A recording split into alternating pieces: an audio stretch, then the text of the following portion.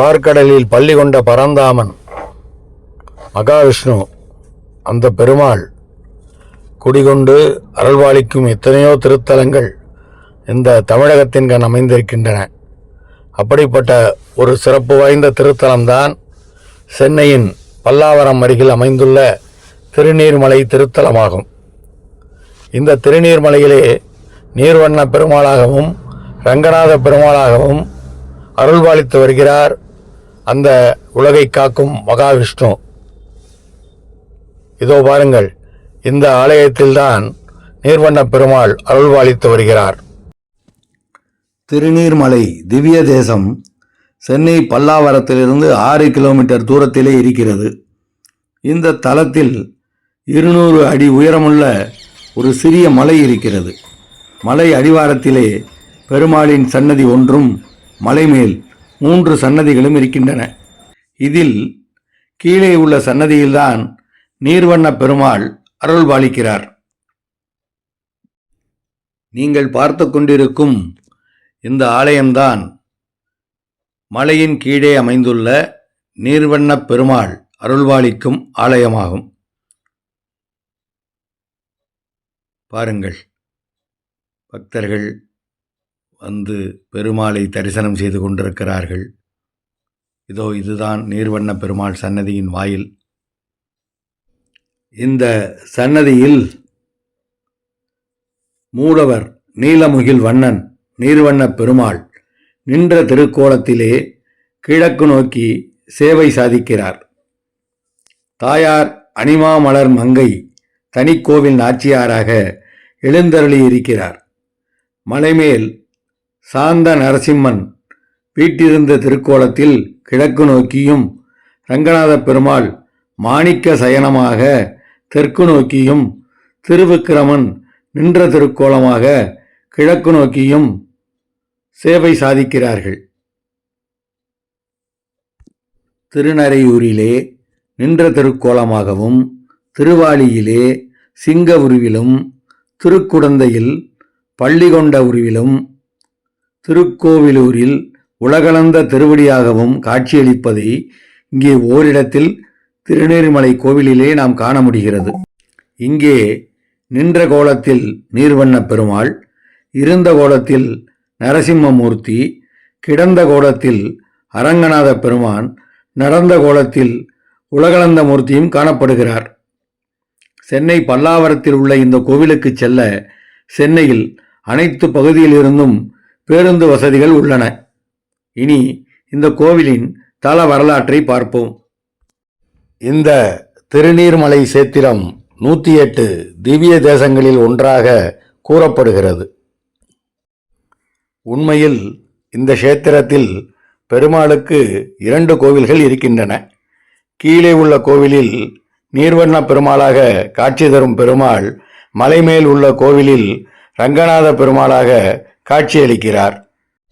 இந்த திருநீர்மலை கஷேத்திரத்துக்கு தோயாகிரி என்றும் தோத்தாத்திரி என்றும் பெயர் வழங்கப்படுகிறது. தோயா என்றால் நீர், அத்திரி என்றால் மலை. நீரால் சூழப்பட்ட மலை என்று இதற்கு பொருள். நீரால் சூழப்பட்ட மலையில் இந்த கோவில் அமைந்திருப்பதால் திருநீர்மலை கஷேத்திரத்துக்கு தோத்தாத்திரி என்று பெயர்.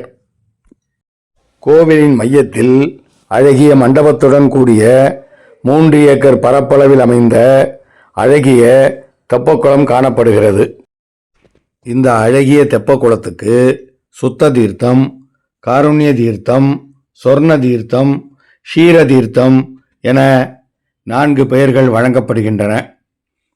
மிக அழகாக இந்த மலைக்கோயிலுக்கு நடந்து செல்ல படிகள் அமைக்கப்பட்டிருக்கின்றன.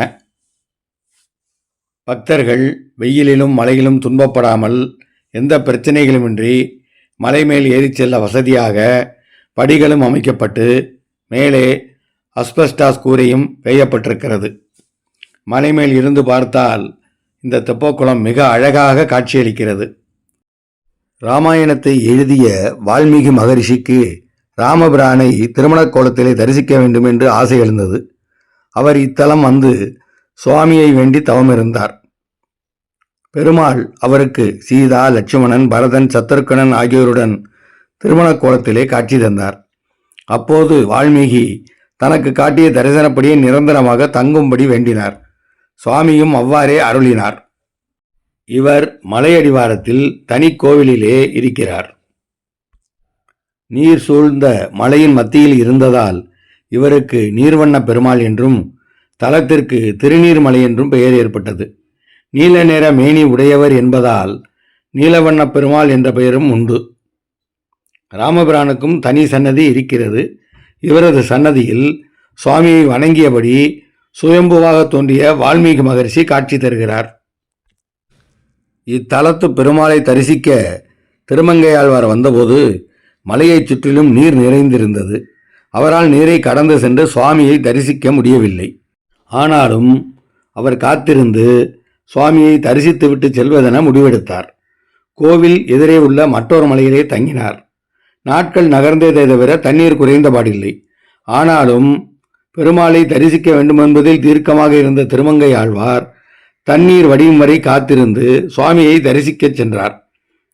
தன் மீது பாசம் கொண்ட பக்தனுக்காக பெருமாள் நின்ற கோலத்திலே நீர்வண்ண பெருமாள், இருந்த கோலத்தில் நரசிம்மர், சயன கோலத்தில் ரங்கநாதர், நடந்த கோலத்தில் உலகளந்த பெருமாள் என 4 கோலங்கள் காட்டி அருளினார்.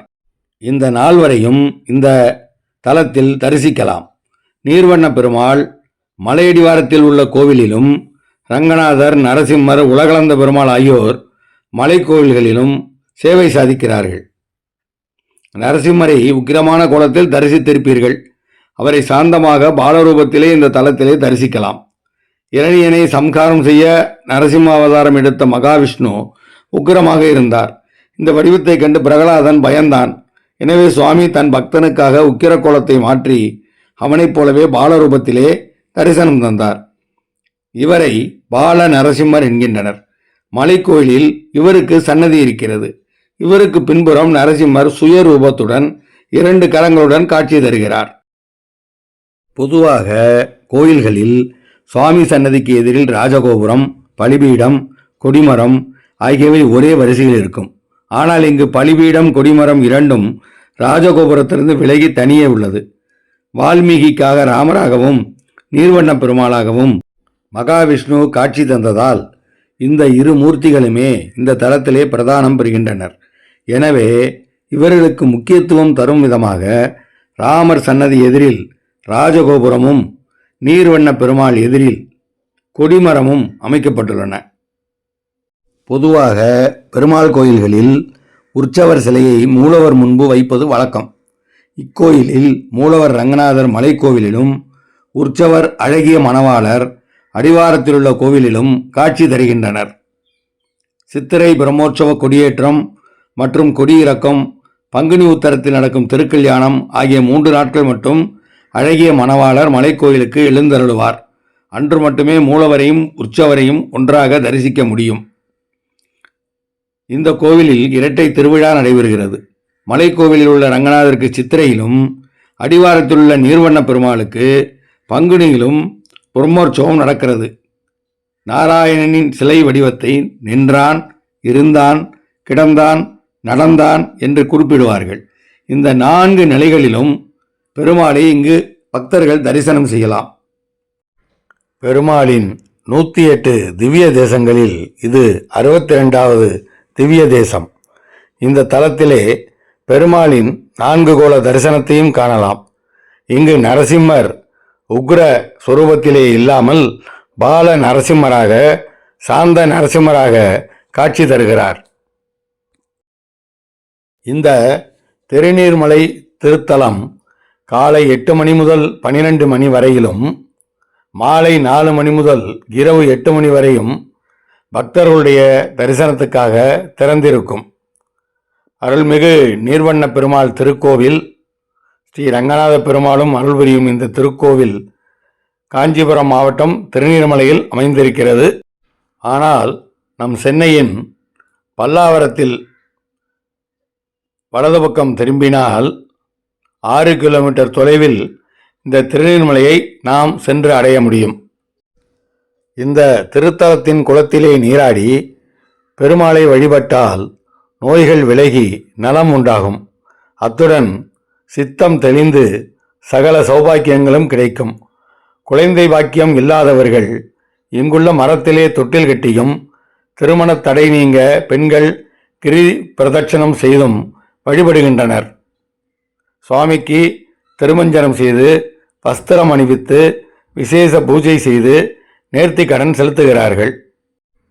தானாக தோன்றிய 8 பெருமாள் தலங்கள் சிறப்பானதாக கருதப்படுகிறது. இவை சுயம் வியக்த சேத்திரங்கள் எனப்படும். இதில் திருநீர்மலையும் ஒன்று. ஸ்ரீரங்கம், ஸ்ரீமுஷ்ணம், திருப்பதி, வடமாநில கோயில்களான சாலக்கிராமம், நைமிசாரண்யம், புஷ்கரம், நாராயணபுரம் ஆகிய 7 பிற தலங்களாகும். மலையில் அமைந்த கோயில் என்பதால் இங்கு பௌர்ணமி தோறும் கிரிவல வைபவம் விசேஷமாக நடக்கிறது. இம்மலைக்கு தோயாத்திரி மலை என்ற பெயரும் உண்டு.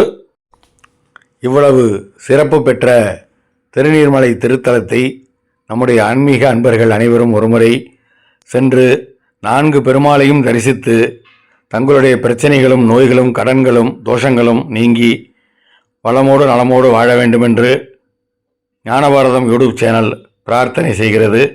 அவசியம் ஒருமுறை சென்று வாருங்கள். நம்முடைய ஞானபாரதம் யூடியூப் சேனலை தவறாமல் சப்ஸ்கிரைப் செய்யுங்கள். இது அனுமார் சன்னதி ஒன்று அங்கே இருக்கிறது, அதையும் பார்க்கலாம்.